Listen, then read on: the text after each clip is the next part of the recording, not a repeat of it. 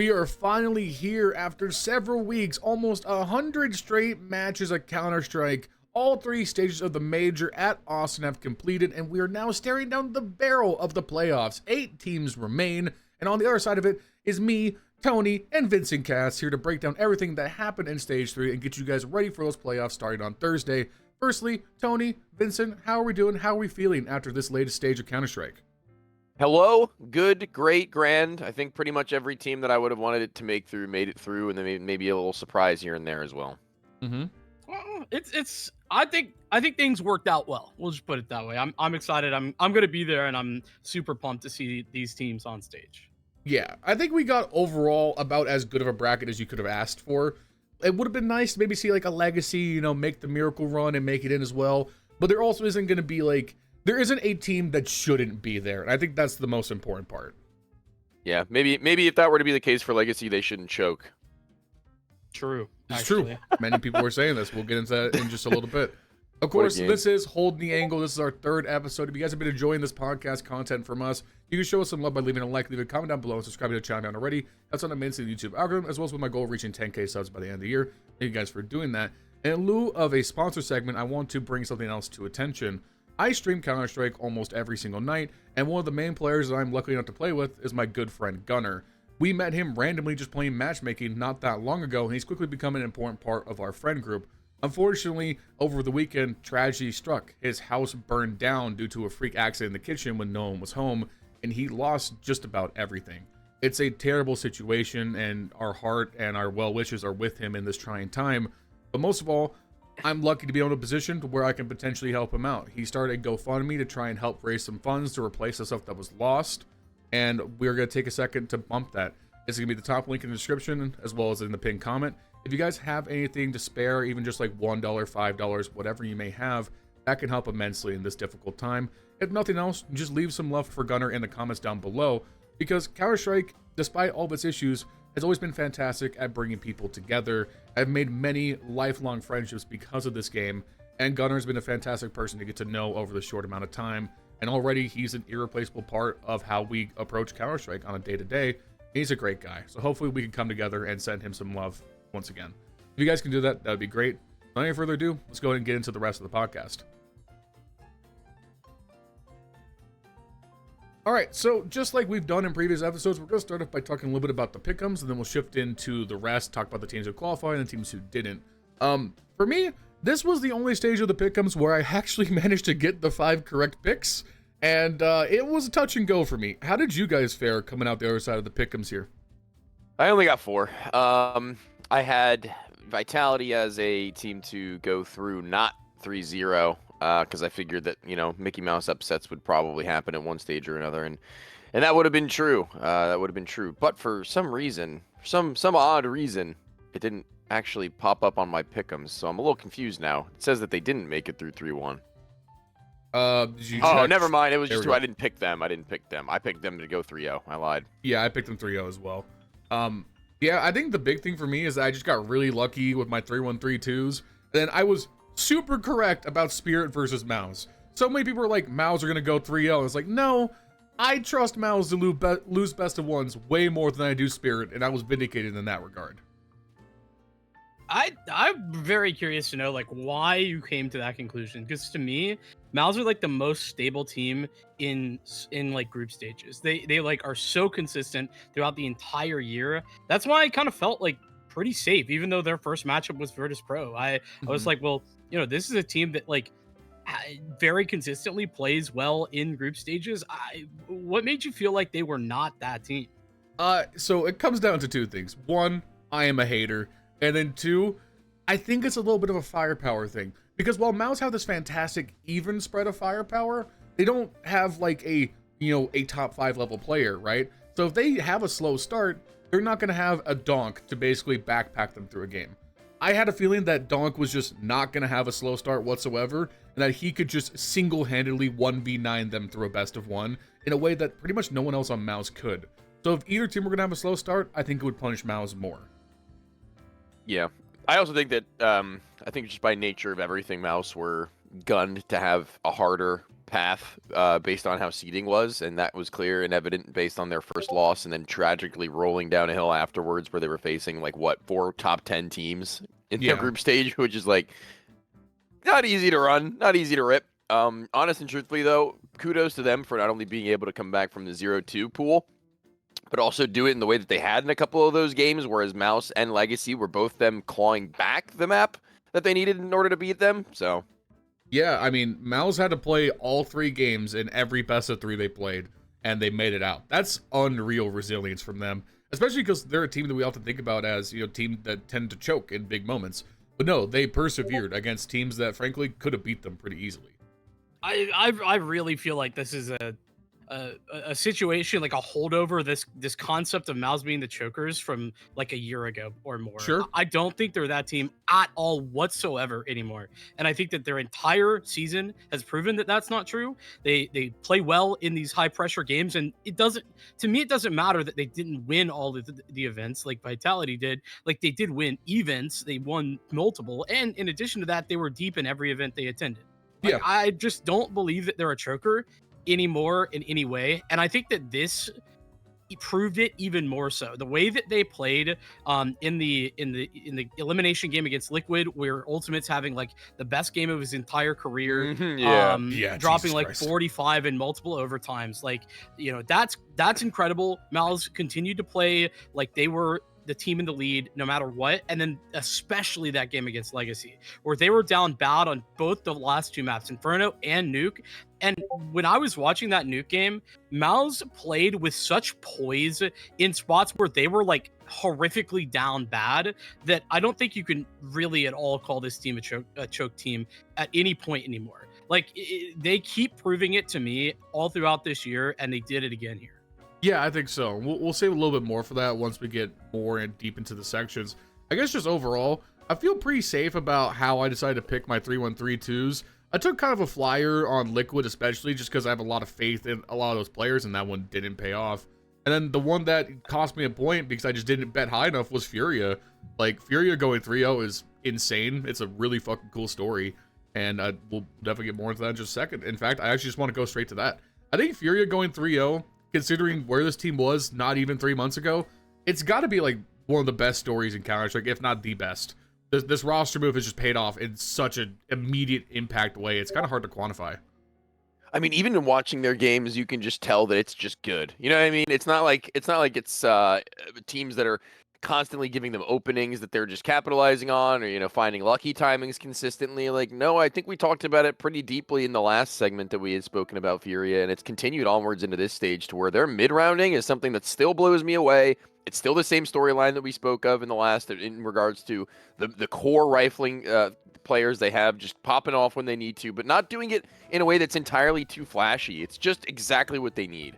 Mm-hmm. I think that it's also really proven the way that they made this 3-0 happen. Like, listen, BO1's aside, they're beating the Mongols, Aurora, and VP, right? And that VP best of 3 was pretty convincing as well.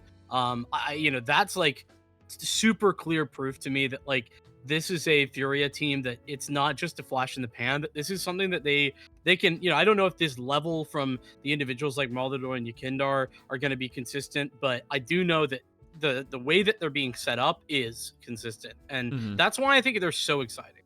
Yeah, and if nothing else, it's just like I said this before in one of the recap videos and maybe on Twitter, but this has to be the blueprint for Brazil going forward, is you keep the core Brazilian players and you fill with international talent. If you can't buy out the other players domestically, you need to go get them outside, because you can still take advantage of being regionally South American and keep the hot Brazilian players. But if you can just pick up these journeyman EU players and level up instantly, you should. Like, why wouldn't an MIBR be doing that? It's just like Furia proved that this might be the path forward when all of the orgs in your domestic scene are kind of limiting your ability to progress. We got Maladoy, baby. Love Maladoy. Let's go, Maladoy. He's been cooking up something special in that team, and he's one of those guys that you're talking about where he might not necessarily be a journeyman, but Yakindar being that by his side really alleviates a lot of the pressure for him to do basically whatever he wants, it feels like, in a lot of these instances. And the fact that Dust 2 is so deeply embedded into their map pool really fits this team style, I think. And I think that's going to be one of the maps I think we look to see maybe upsets in the playoffs potentially. Yeah, and from them in particular.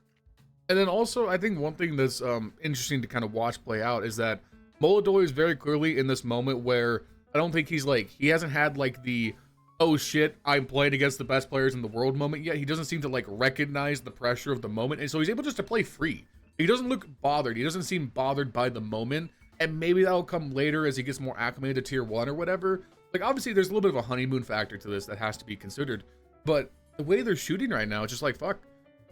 When it comes to looking ahead, they play Pain in the quarterfinals.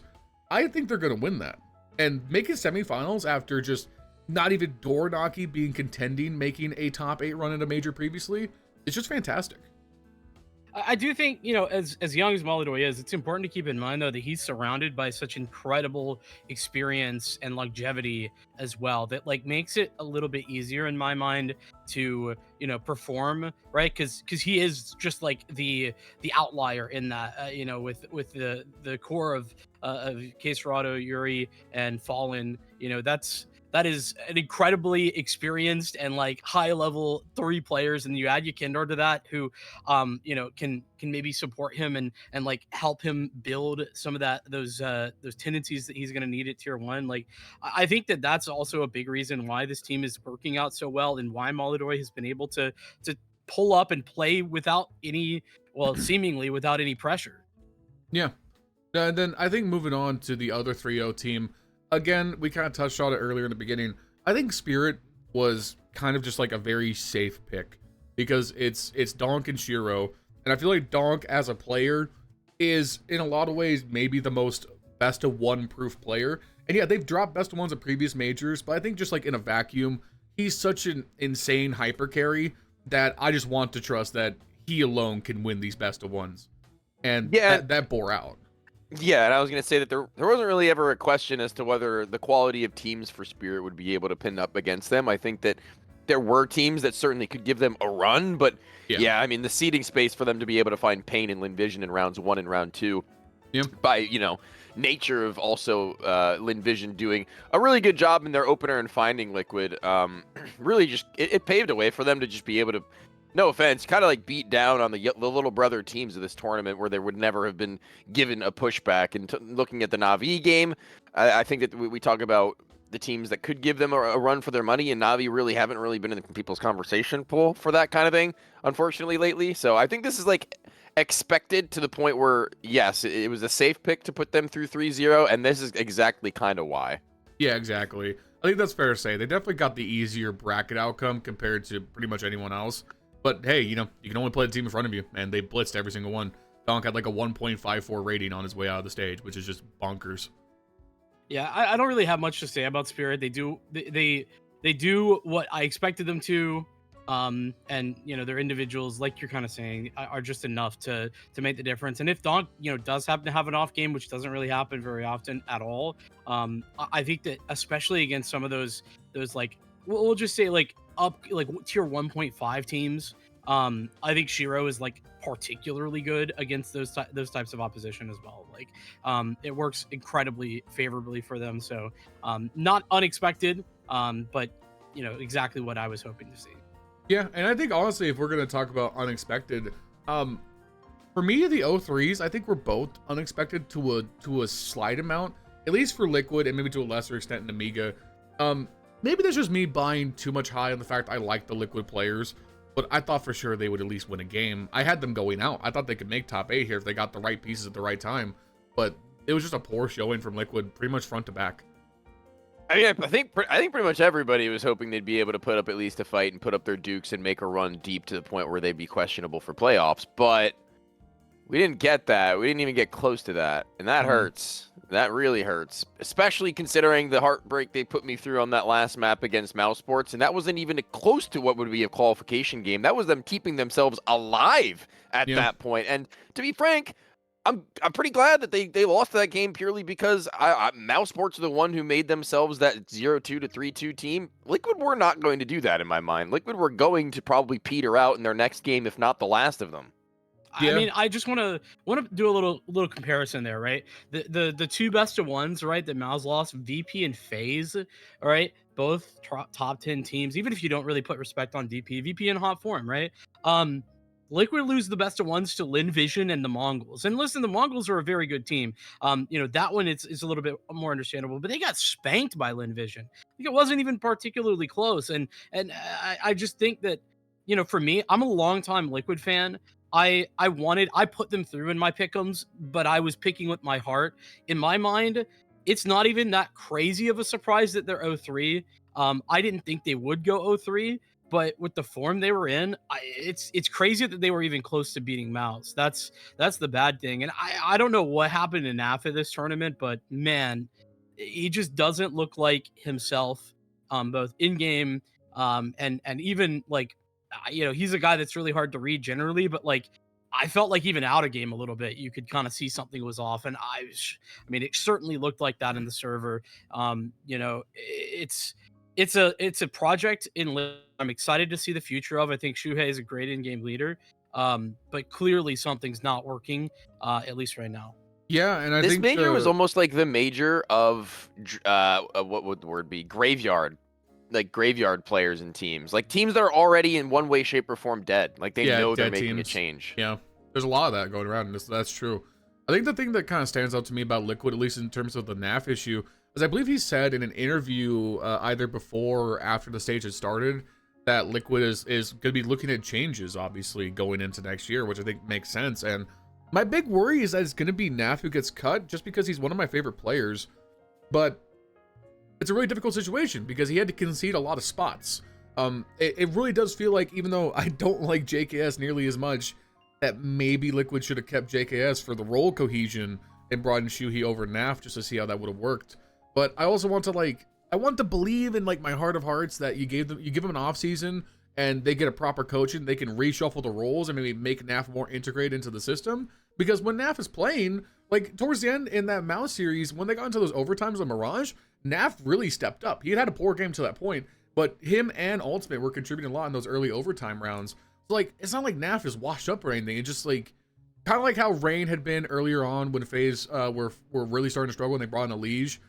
He's out of place, which is a harder thing. Nav has been given Crim's treatment officially. You think so? Yes, exactly. Exactly, Crim's treatment. Legacy player stays over players who probably he shouldn't in order to keep role cohesion that they now don't have.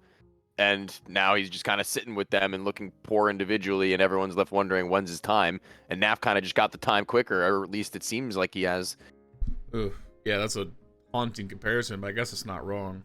I guess if there's but Naf has a career he can live after that. I don't know if a 31-year-old Crims really wants to climb back up from the bottom rung if he ever gets replaced. Yeah, that's fair. I guess if there's one upside is that I feel like Ultimate's slowly over time getting more consistent. Like he's still having his big pop-offs and he'll still have bad games, but I feel like the average for Ultimate is slowly stabilizing, and so I'm like less worried about replacing Ultimate immediately as I would have been previously, unless it's maybe like you could almost convince me that maybe picking up Brokey might be a good idea, but I think you'd have to work at that a little bit because Brokey doesn't seem to have the same peaks that Ultimate can have right now. I guess it's like a discussion for another time. Overall, yeah. I guess like Liquid has a path out with Shuhei long term. It's just I don't know where they go. They don't have like the immediate solve. Seems a little cloudy to me. Yeah. I'm not entirely sold on the fact that Ultimate's ready to sit back and relax with this team yet, only because look at his major stats for this event, and you'll say that, wow, that's pretty good looking at the event rating in isolation, but he quite literally only had 2 positive maps. Yeah, he was an actual bot on some of those other maps. That's fair. Especially in the BO ones. And one of those was on Ancient, which is a little bit more understandable, but the other was on Dust too. Yeah, I don't know that I'm right there alongside you with the Ultimate take. I'm hopeful, but I don't think it's set. And I think that overperformance in the Mal's game is a big outlier. That's fair. That's absolutely fair. I guess I wonder how much credence they give it on the inside. Yeah, they'll be interested to see if they kind of buy in too much to it. That's definitely likely. I guess moving on to the other 03 team is Nemiga. And I think out of the teams that were very likely to be put 03, I'm sure a lot of people had Nemiga. I guess I just kind of like figured if out of all of the like kind of lower tier teams that could potentially blow up, they had Na'Vi in their first game. I was like, I could see Nemiga getting a game early, more so than Like, you know, Legacy was playing Vitality, Linvision was playing Liquid. Going into it, I would have said that those teams had harder matchups. But Nemiga were the one who just kind of seemed to get bounced out. They played Vitality in the second round. They had Pain in the best of 3. Kind of feels like they just got bad matchup after bad matchup. I think they were kind of just due. I think everybody witnessed towards the end of their stage 2 run that they were about reaching, you know, max capacity. I think that they were really pushing themselves beyond the limits of what we could have even come to expect from them here. And then at that point, it was just a matter of, well, how much more can they win? How much more can they get? Can they squeak by a best of 1 seeding wise? Another instance where it feels like if you do the simulator, not really. It just seemed like they were kind of out of their depths in terms of name competition at that point. And yeah, I think that's kind of where I just was. I thought they were running out of gas. That's fair. Vincent? Yeah, I'm in agreement. I don't think there was. I think there's a world where they could have beat Navi. JL had a crazy train. He really like did. he like owned everyone. And I think that really helped Navi just carry over that map. But then when Vitality lose to Legacy in the first round, like that's just an impossible draw. And I think that the fact that Pain beats them here, to me, proves that Nemiga were definitely out of gas, just like Tony's saying. Because I think Pain is a team that I know they made the playoffs, but like to me, they're like a very beatable best of 3 team. By some of the like teams that I would put Pain like guaranteed to beat in a best of 1. I think that Nemiga had some chances, couldn't quite pull it off, and that's kind of the expected result. Okay, fair enough. Yeah, I think we can just move straight into the 3-1, 3-2s. Excuse me. I think the first team we can start off with is Vitality, because after they dropped that game to Legacy, I think they all just, you kind of just seeing how the players were acting. They're like, yeah, they're just going to kind of lock it in. I feel like Vitality were just kind of cold start against Legacy, and they were going to be Vitality for the rest of it. And that's pretty much exactly what played out. They blitzed every single game they played afterwards. It wasn't even a contest. I don't think they got pushed to double-digit rounds by any opponent they played other than losing that game to Legacy. So, I mean, it's Vitality. They're cooking just as hard as you would expect. Losing the streak is dumb, but, like, I don't know, just kind of is what it is at this point. I fucking hate that they lost the streak to Legacy like that. I think it's pretty horrible, like, for the storyline. I mean, it is what it is, but I'm a little bit pissed that that's how it goes, especially when, to be honest, Legacy looked like good to then really ass at the very end. Like they just looked like they lost their drive in some ways, again, like in that Mouse series. So I'm a little frustrated with that, but yeah, Vitality did entirely lock it in. Right after that, they showed why the favorites for like everyone's favorites to win this event. Yeah. And that stays true even though they lost to Legacy. It was one of those things where, you go for it. Yeah, sorry, real quick, just before I let you in. The hard part about best of 1s is the way Legacy played in that first game. I am very convinced they could have won a best of 3 because Vitality started so cold. Like, I think they could have, if that was a best of 3, I don't think it's impossible to say that they just win that best of 3 there against Vitality. If they snap Vitality streak in a best of 3, it's one of the coolest upsets, like, ever at a major. It would be such a huge storyline for Legacy. And that's the difficult part about the format being shit, is that it just kind of deflates what otherwise would have been a very cool story and just makes it like, well, this is just unsatisfying for everybody.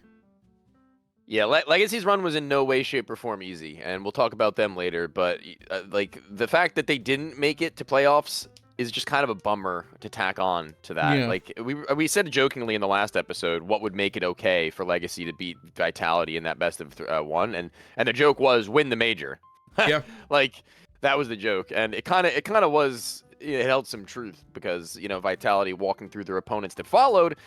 I mean, Legacy included, like, the 4 teams they played. Those were teams that we were expecting for Vitality to quite literally just step over. Like, just like, all right, excuse me, pardon me, where are the big boys? And then get to the table and sit and eat with the big dogs. But, yeah, that opening, they came out a little cold. And I think that was kind of par for the course. I think that coming to Texas was probably going to be, them returning and probably having a little bit of a... I don't know if jet lag would be the word, and I don't think that they would say that they're jet lagged, but just comparatively, Legacy had been going at it for a hot minute now. You know what I mean? Yeah, like it's just being warmed up. Yeah, it's just you haven't played Yeah. any games, and the previous team has played every single day of the major thus far. Mm-hmm. Sorry, excuse me. Jesus Christ. Anyways, I guess moving on, because like Vitality, they're the favorites. I think them bare minimum they got to make the finals. If they somehow lose before that, it's like holy shit, a failure. And then we'll see how they do in the playoffs. The next team I want to go to is actually Na'Vi, because I think Na'Vi had the most question marks coming into this stage out of any team you could realistically talk about. And in a lot of ways, we saw like a bit of a return to form, but also we saw a lot of the similar kind of like demons plaguing this team. Because through the best of ones, they looked a lot better. Their firepower looked better. They looked pretty confident. They beat Namiga in 3D Max. The 3D Max game was honestly a pretty great win in overtime to kind of come back against a pretty competent 3D team. And then they got blitzed by Spirit, which I think is just kind of understandable. It's kind of just a firepower diff. It was a close first map. They got blown out on the second. And then the game against G2 is like where I'm like, oh, I'm worried that G2 like played you close. Like G2 should not be playing you close if you're Na'Vi, right? It just, I don't know where to think about Na'Vi. I think the sad thing to say is that we're kind of I think you do know what to think of Na'Vi is the sad thing. I think you do, because I think we're all pretty much prepared for them to get shellacked in this quarterfinal and for us to be right back to square one as far as what their expectations as a team are, where they're unfortunately not, in chassis for being the top dog anymore. Like they were in that conversation when role and roster instability was plaguing a lot of these teams like a year ago, right? So I think they made this run is exactly kind of what I was expecting from Na'Vi. They beat the teams that I favored them against. They lost the teams that I didn't favor them against in the Swiss stage. And to be honest, that 3D Max win, like they very much looked like their old selves a little bit, that Na'Vi that we kind of saw last year. But yeah, the G2 game, a little bit worrying for sure. For me, as a whole, I just think that Na'Vi are right where they should be. Like they're probably a top 10 team, but definitely not a top 5 team. It's not where they want to be, is like the sad truth of what they're thinking in their heads. They're not cool with placing a top 8 if they lose to Vitality. You know what I mean? Yeah. Right. I just think that that's where they're about at right now. And, to be honest, there's nothing necessarily wrong with that. No. I don't think that's bad. So I don't have any like negative things to say, I don't think, about Na'Vi. I think they did what they were supposed to. The only worrying part was the G2 game. Yeah, I think it's just the reality is, if you want to just look at it, I think very fairly, they're the weakest of the top 8 teams. Like, and I think that's pretty clear. Like, I would take Furia over them in a best of 3, like almost every single time. Thank God for recency bias. I think recency bias is fair though, because I'm looking at more just the vacuum of the play at the tournament. They've played the least convincing Counter-Strike out of any of the top 8 teams. I don't really think that's unfair to say. No, you're probably right. I think watching a lot of Mouse Sports, I was actually pretty frustrated with a lot of their gameplay.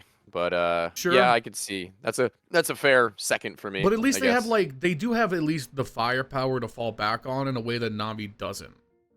Like, it's just they have better players, and if nothing else, it's just like I'll give deference to Xerxin, Torzi, and Spinks over JL, Wonderful, and Bit and Emma. Bit has not looked like Bit, and that's Anchor of the Year. He's not looked like it. Making me frown. He really that's a curse. Like that award is a curse. Yeah, Jimmy also really hasn't been good this year either. There's a discussion for yeah, it's a cursed award. I think that we might need to start a dialogue over that, because it seems to be a consistent trend.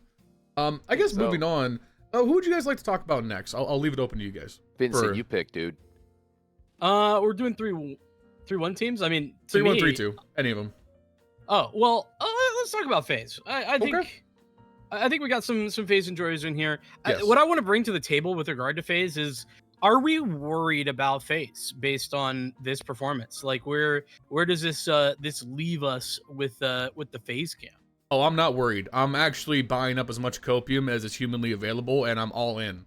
Like, I've pushed all the chips to the table. There's nothing else but to root for FaZe. The world wants FaZe in the grand finals. The people want FaZe in the grand finals. FaZe wants FaZe in the grand finals. I don't know if cope is the word. I think that there has to be some different word than cope for this. It's belief. It's hope. Well, I was gonna say, are you purchasing cope or are you buying stocks? I'm buying stocks. I'm doing a little bit of both. I think a little bit of both. I think I'm doing a little bit of both. I think I'm like putting the mask over my mouth and breathing in the copium and then buying the stocks. Exactly. I think that's really what it is. It's like I'm getting myself loosened up for what could very well be them crashing out, but and also I'm expecting them to go all the way. Here's exactly what's going to happen. This is the FaZe script. They are going to play the two most painful best of threes you have ever possibly seen. I am going to be losing hair in both matchups against the Mongols and whoever they play in the semifinals. They're going to find a way to squeak through 3 games of both series, and then we get the matchup of the matchup of the matchup. s1mple versus ZywOo in the finals.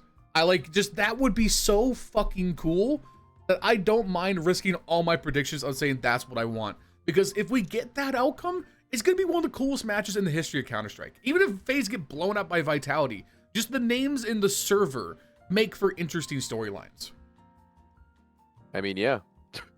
I think the fact that it's not even that crazy of a perspective, I think that FaZe are going to make another major final is super cool. And I think that like set up that possibility is pretty awesome to begin with.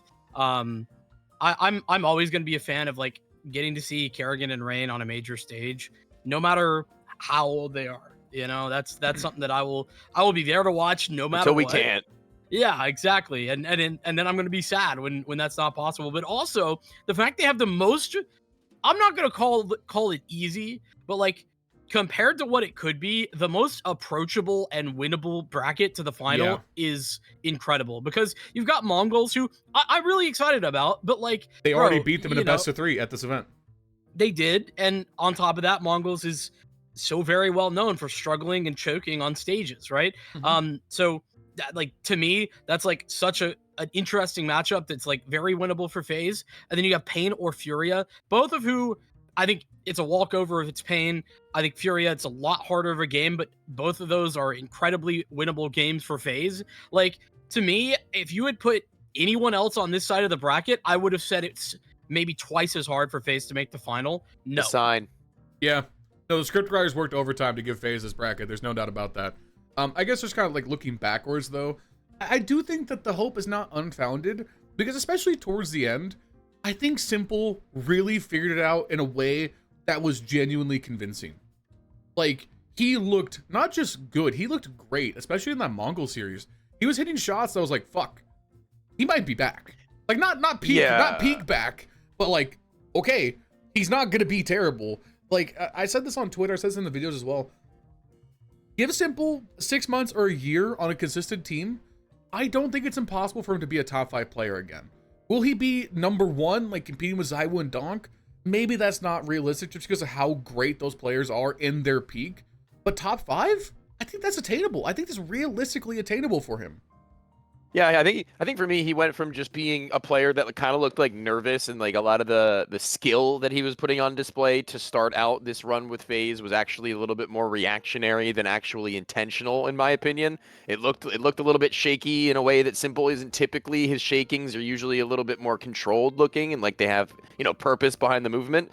And over time, I think we started to see and actually hear, if you listen into the comms that are going on in the live match, that s1mple was taking such control of his situations that he was being put in, both demanding, you know, the verbal responsibilities from the team, as well as also in being able to put himself in situations where s1mple of old would be winning with 1 or 2 kills in spots where he wouldn't even probably get 1 if he were any other player. So I think that now I'm ready for him to do it, and for it to look like peak, for it to look like he was meant to be there from the start, kind of thing. I couldn't have said it better myself, to be honest. I'm like right there with you on every single point you just made. Yep. Bang.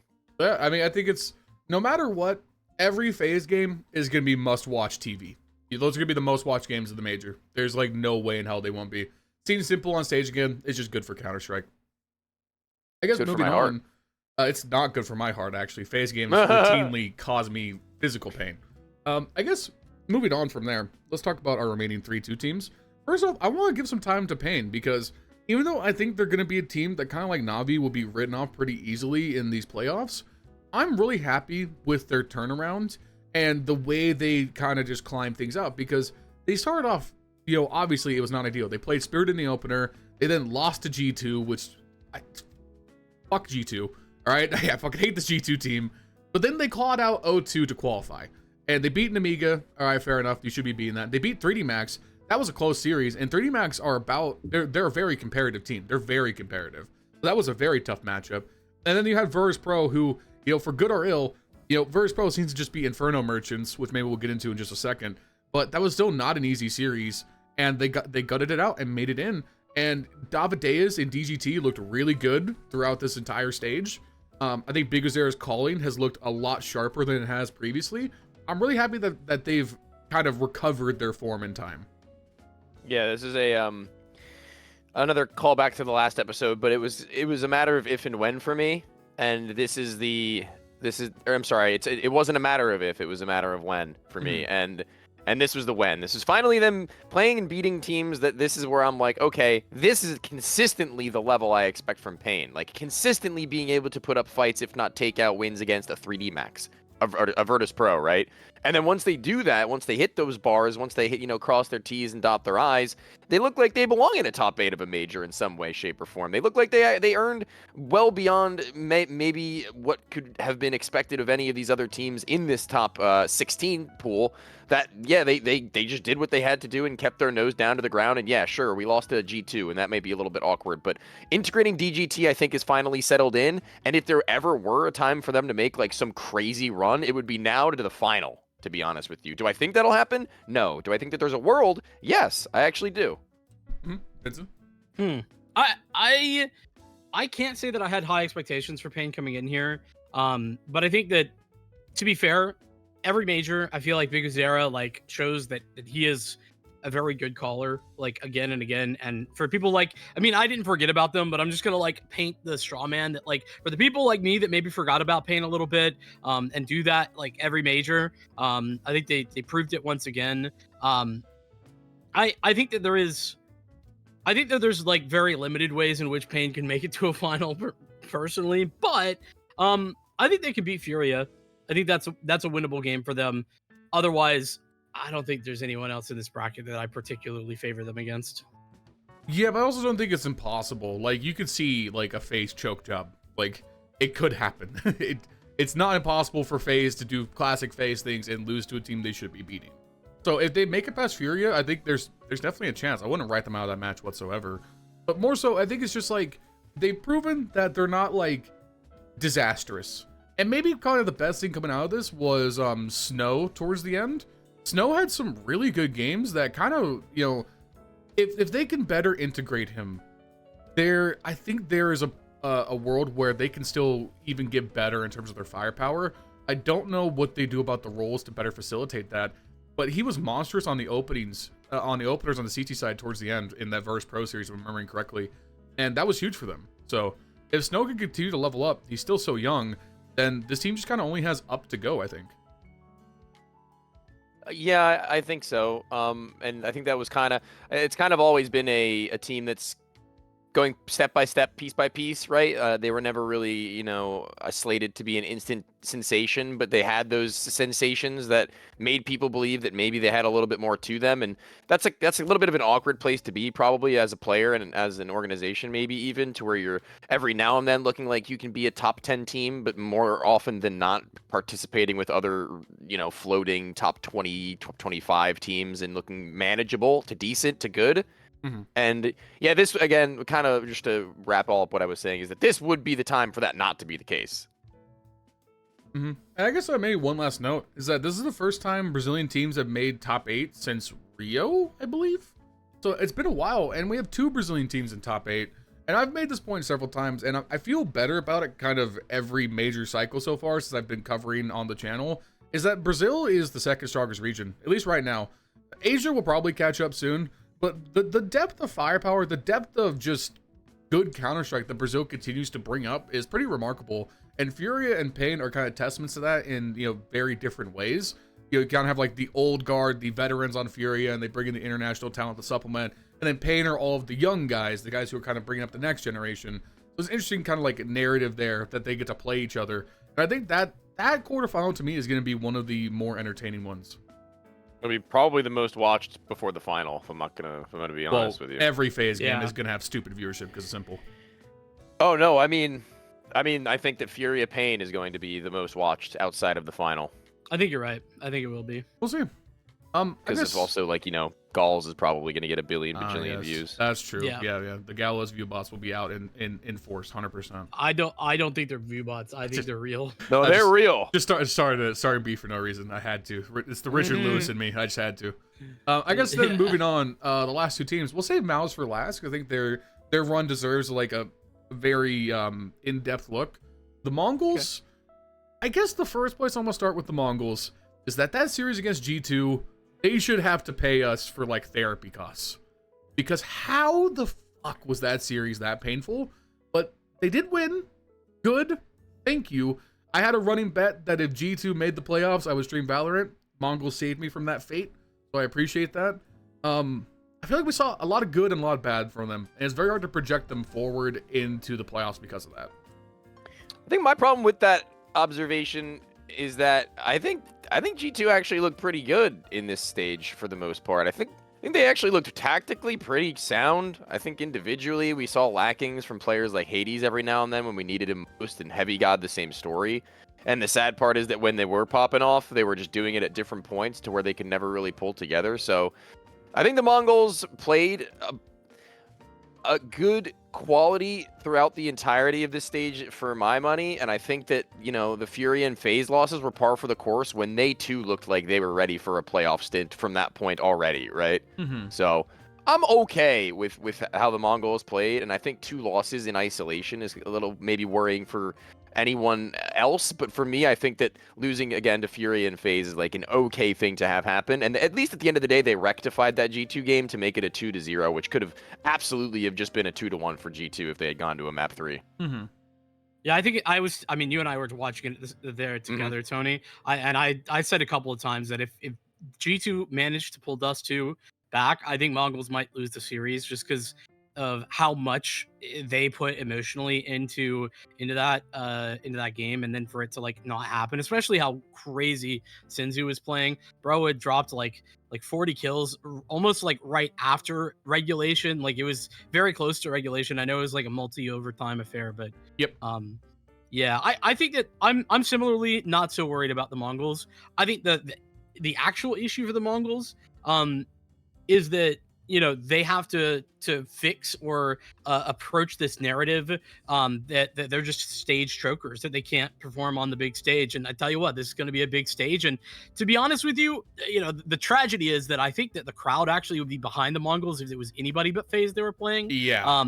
But like, you can't have the only NA guy left in the major on FaZe, and it's also FaZe fucking clan. There's no world in which this is not a FaZe crowd. So it's going to be the toughest position I think they'll have ever been in on a stage, and it's the biggest stage, and the crowd's going to be against them. So for me, it's not about the losses in the Swiss. I think they lost to who I expected them to lose, and they could have won that Furia game. It's only thanks to like a ridiculous performance from Molotov, I think, that made it so that Furia won it. I think it's that this is probably where their story ends, and that's not because they're not a good team. Yeah, if I could actually project forward for a second, I think there are 2 big things that the Mongols have to do to really give themselves the advantage in this FaZe series. One is their veto. FaZe right now have been really clutching on Ancient and Anubis, and they need to find a way to either take one or both of those off the table. Probably, obviously, just one. I don't think they can get rid of both realistically. But they need to kind of go to more of their comfort maps, because while they're good on Ancient and Anubis, they're not fantastic on it. And I think letting FaZe have those was kind of a mistake in retrospect. And then, most importantly, I think the other big issue, I think s1mple, who is already historically one of their worst playoff performers, he just kind of put up a life game against G2, set the regulation kill record at a major, the overall kill record for one map when you factor in the overtimes. I think s1mple is going to be very likely to put up a bagel. Like, I think he is very likely to fall off dramatically in this game. I mean, that's the history. That's what the history has said. If there's a time for them to fix those type of issues, for s1mple to not have that drop off into the playoffs, it's now. Yep. I think for me, that's kind of like where I'm left at. Also, just like to note your veto point. The Mongols are kind of like fucked in their veto against FaZe specifically. Like FaZe is going to ban maps that they're good at because they're maps that FaZe aren't particularly good at. And the fact that FaZe is has plays trained at all, even if it's not that great, means that they can probably float train in a way that the Mongols won't be able to deal with. So I think that it's a tough veto matchup to begin with. Yeah, just hopefully, I just think they can't allow both Ancient and Anubis. They need to find a way to get one of those off. Whichever guy gets you feel more confident in not playing would be my point. Tony, any final thoughts on the Mongols? No, I think that I'm just excited to see them on stage whenever I get the chance to, because they're the team that we're kind of hoping gets more and more of those reps to say whether or not they can continue to provide top quality Counter-Strike. I guess projecting forward, they're like the #1 team you don't want to see make a roster move after this. I want them just to continue to develop with this core. I don't think you need to do anything. I think you just give them time to figure it out. And I think they will. But yeah, just hopefully they don't get cold feet. Like if they just blow it up in this FaZe game, I don't want the org to hesitate here. They should just stick with this 5 and keep developing. Oh, well, breaking news just really quickly for the people listening and for you guys as well. This is major related roster change. 3D Max apparently have lost Wasink, their coach. Oh, interesting. Who do you go to? Nowhere. Oh, just benched? And I think it might be drama related. Somebody said drama, so I'll have to read about it at some point. But yeah. Drama. Also, Oscar got benched from Inner Circle, but well, the Inner Circle no longer making the major now. Oscar was their linchpin, My bird on his shoulder. Back to sinners, baby. Mm-hmm. I mean, Oscar, he's the GOAT, dude. Best 37-year-old player to ever walk the earth. Yep. Okay, and I guess with the last team, it's MOUZ.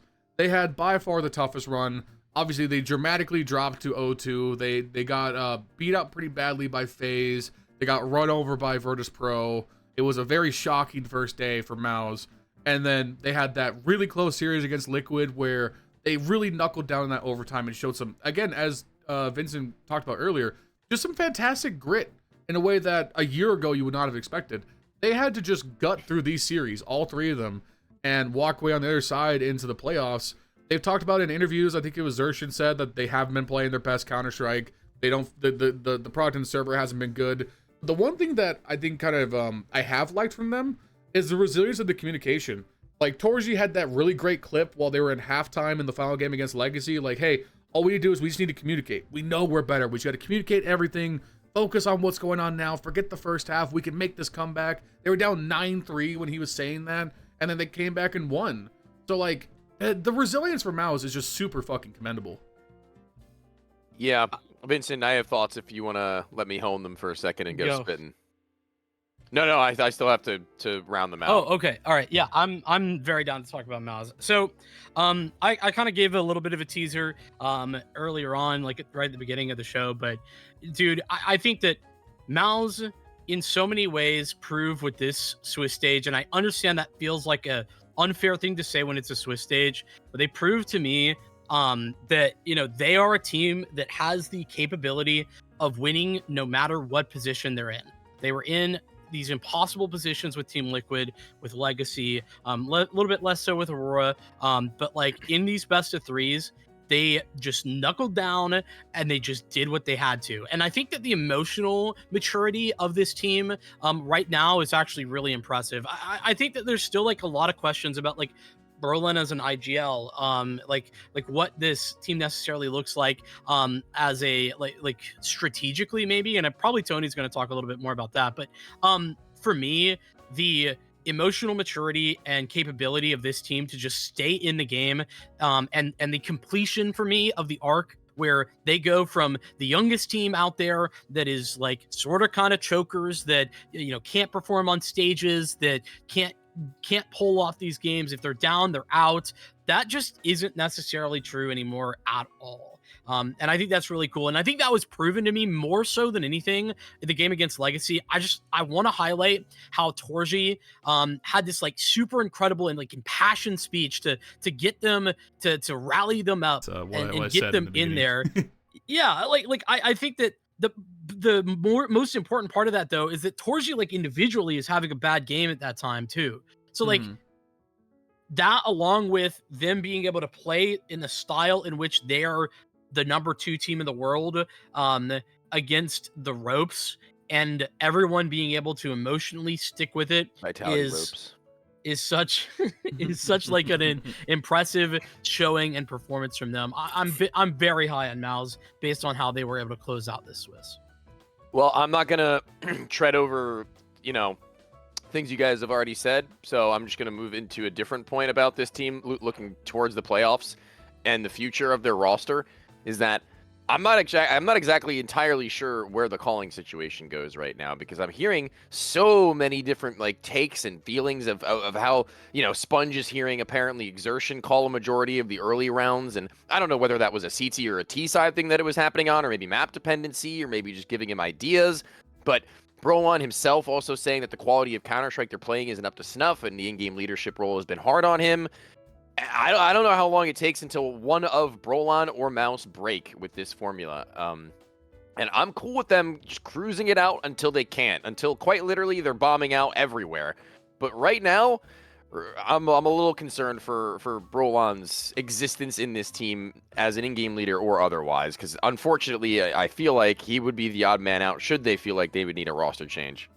Yeah, I think that's actually something I've covered a lot when talking about this team, is that they have almost from the jump had this kind of call by community approach. I noticed that right away, that Xerxian, Torji, and Brolin were all kind of shouldering the calling burden. It wasn't just Brolin by himself at any point.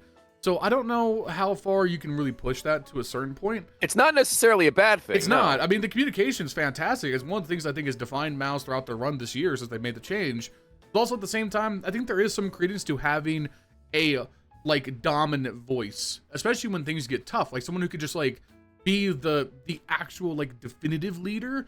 And maybe a lot of that's falling to Cyclone, which could be a little concerning in its own respect, because what if they run out of timeouts, the back's up against the wall, who do they turn to? And then Torji did seem to step up in that way in that legacy game specifically.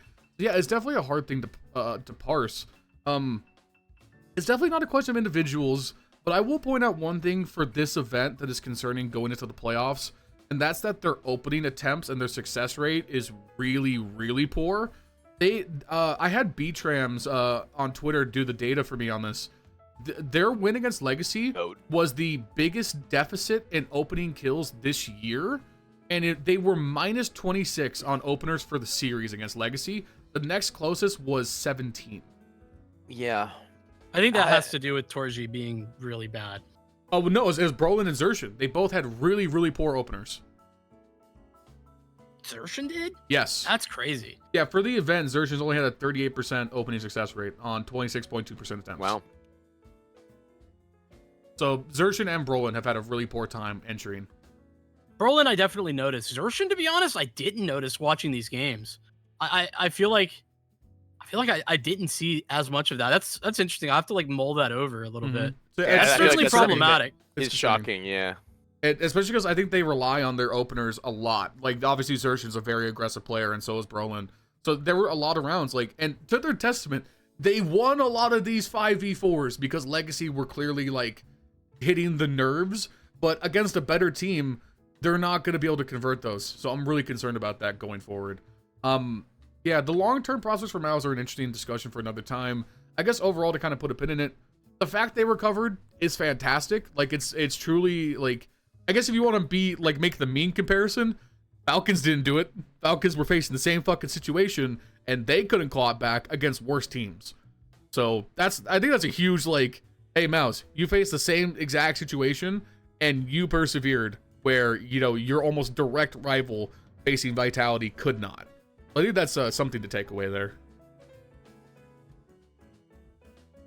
And then I guess with that, we could talk a little bit about some of the teams who didn't make it, and then we could start wrapping it up. I guess first place I want to go is Aurora. I don't know what the fuck you do with this team. I think this team legitimately has no immediate way forward other than getting X-Floud now that he's on the heroic bench. But even then, for who? And does that really move the needle that much? And I don't know on all fronts. I don't think it does. I think they just keep grinding it out as 5. And frankly, I don't have a whole lot to say about their run here other than the fact that they just are kind of just continuing on the path into darkness we've seen them descend into over the last couple of months here after what was a really, really promising and cool beginning when adding Joda. I'm a little lost on them. Yeah. Yeah, I think that pieces like Wycadia didn't particularly perform to the level that I was expecting in this event. But I also just want to like maybe play some defense a little bit.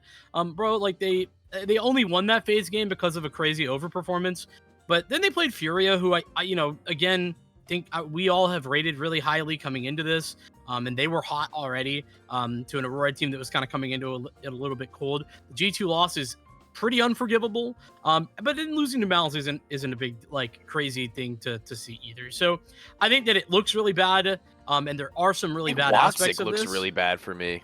I think that's my player. Woxic had clutches though, and that's kind of always been his thing. His stats don't normally jump out, but he'll win you a handful of rounds that are like, oh, that won us the series. That's kind of always been where he's at though. I guess. That's not really enough, though. I think it is a team effort of underperformance to like address both of what you're saying right there.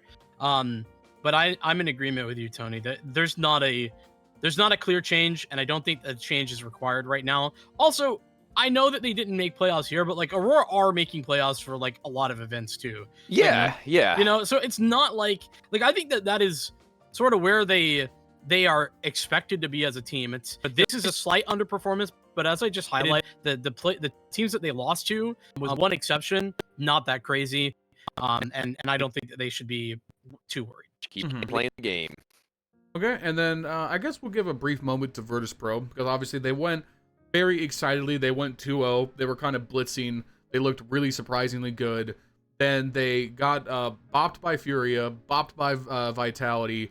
And then, even though Pain series went 3 games, the 2 games that Pain won were also pretty one-sided. Pretty much the thing to call out for Virtus.pro is that I'm pretty sure the only maps they won at this tournament were on Inferno. I need to double-check that, but I believe that's correct. And if so, I don't know what to make of that going forward. Other than that, I'm still not sold on this team whatsoever. No. They won Mirage. Oh, they and won. Ancient. Oh, I'm sorry. I'm thinking of the previous stage where they only won Inferno. Well, the rumor on Road is that they were already looking to make changes prior to the major, so that's fair.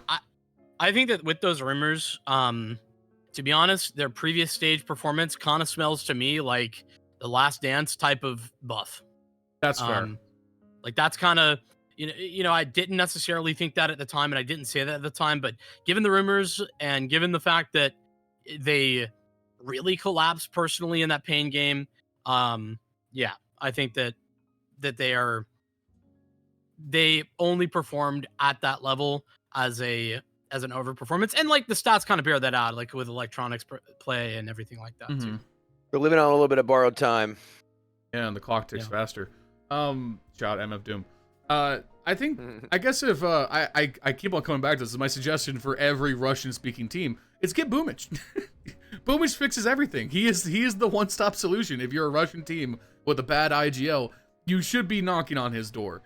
Because I want to see Flammus under a like true system, because he's such just a remarkable individual player. So I mean, maybe you get Bubblesj and Icy back together and they can make it work. And then just whatever you do, don't take Axile this time. And I think that'd be a good step forward. Get Bubblesj, and Loki. You could even keep Electronic if you really wanted to, but just like you could 1-for-1 that actually, and it would work. It would. I think it would. And then I guess we should give a moment to Legacy, maybe a moment to 3D Max, and then we'll wrap it up. Legacy, I think we can pretty safely just do the sign of the cross for Legacy and say they did what they came to do. They did. I mean, listen, we've spoken on them enough. They broke the streak. They conquered. Yeah, they still play great Counter-Strike, even when they lost. I mean, the Mouse game is obviously going to be the one that is like the source. Just one choke.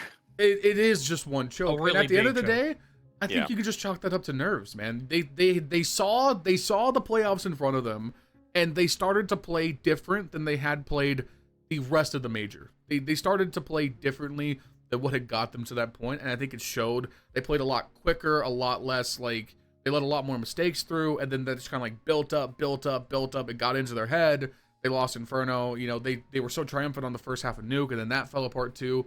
I mean, I think it's just young nerves, and for a team that should not have been in the major had Bestia just done some paperwork correctly, to come a stone's throw away from beating a top 3 team in the world and making top 8, I'm not even gonna say anything negative. That's just fantastic.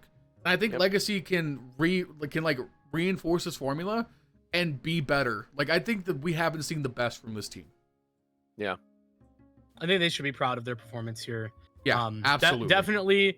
Definitely a choke with regard to that Mouse game, but I mean, you could just see it in the way that, I mean, like that moment from Nissim where he had the kill dead to rights. No, and dude. I think it might have been Torji who just like 180 degree like fucking quick scoped him. Like, I can't believe. Sorry, I can't believe the Blast production didn't show that from Torzi's perspective. Going back and watching the demo, it was a teardrop from Torzi, just in a super fast flick, just blitzed him. It was so painful to go back and watch. Yeah, so sorry, you had to relive that. Oh yeah, I think that's where I'm at with Legacy. They do well, they looked good, and they looked like, I mean, if this is the level of performance that can continue, they looked like a team that should be able to do similar things in the future too. At least start getting more LAN appearances at the very least. And they got a lot of VRS out of this, so we should be seeing more of them. They should give it in that. Yeah, like, I mean, they can be right around the pain level. I don't think that's unreasonable from what they showed here. No, I don't think so either. And then 3D Max, obviously with that breaking news about their coach, that's a little bit of a sour note for it. But, I mean, I guess going into next season for them, body seems like a slam dunk move. So, I mean, I just kind of want to see them continue to refine their formula. They're actually a surprisingly fun team to watch in a way that they kind of weren't earlier in the year. So I just want to see them keep kind of refining. I think they're going to be pretty cautiously waiting on players in the French scene to become available for them to utilize in the next 3 to 6 months. I think that's where they're going to be at. Kind of just silently plotting on potentially making a move, but not going through with one. Because now, obviously, there's that team that just came through with the return of Navera. Mm-hmm. I think Navera is a player, in my opinion, that could very, very easily make a return to a high level of Counter-Strike and look good. I think he can. And his teammates, maybe not so much, but, you know, Naitu on ENCE, that's a guy that they might be tentatively waiting to see what he's capable of and whether or not he becomes free and available. And that's just kind of where they're at right now. Otherwise, they're just grinding as 5, I can only imagine, which is fine. That's what they've been doing the whole time, but it's bound to break in one way, shape, or form. And I don't know which direction that'll be. It's actually really impressive how consistent this 3D Max team has been. I think that is what they live by, is their, you know, consistent style. And they like shouldn't be really sad about how this went either. They had a close game against Navi that I think they could have won on Inferno. You know, that's where I like gave props to Navi about like JL having some of these moments like that he did last year. You know, starting to find a little bit of form that we haven't seen this year from him. You know, they got bodied by Vitality. Don't think that's a surprise. And then it was a beatable game, like a winnable game against Pain. But Pain played really well, and I think very legit win for them. So I don't have very much to add there. I just think that 3D Max are a team that everybody really slept on, and I think could have actually made it out of this, but they got a bad draw. Yeah, I think so. And then I guess as just kind of a final send-off note, G2, if you don't announce that Snax is going to Siberia within the next week, I'm going to be very disappointed. Because if he plays another game in that jersey, you are the most incompetent organization I've ever seen. That's it. I don't know. I'm on the other side of that argument now. I will not hear any Snax apologia. I will not allow it. I think I'm cool with Snax. Nope. I'm fine. We're now taking applications for new co-hosts. So if you're interested, we are looking to replace Tony in light of this revelation. So unless Hunter calls, I'm keeping Snax. God, no, please, fucking no. Absolutely not.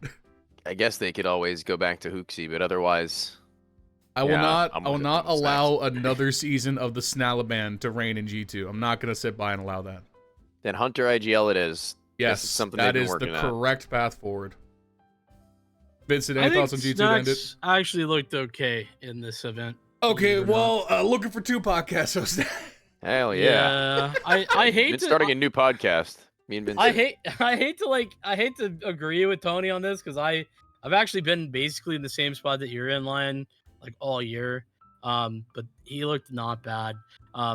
But I also think that this is like just, it's not fair to even look at G2's results at this event with the like stand-in situation, with Taz being out after this for sure. Yep. Like, I just think that I don't think that there's any really good takeaways from this other than they look pretty decent tactically.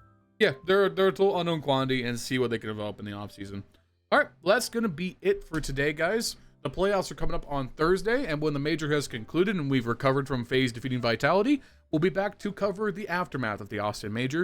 If you guys enjoyed this new episode of Hold the Angle, you can show me by leaving a like and a comment down below, subscribe to the channel. Make sure you guys go follow Vincent, Cass, and Tony. They're going to be linked in the description down below. I'm going to be doing a lot more work with Tony, especially on his YouTube channel going into the off-season, so keep an eye on that. And then Vincent does amazing work casting within the scene as well. Thank you guys as always for being my co-host. It's been great to record this with you guys.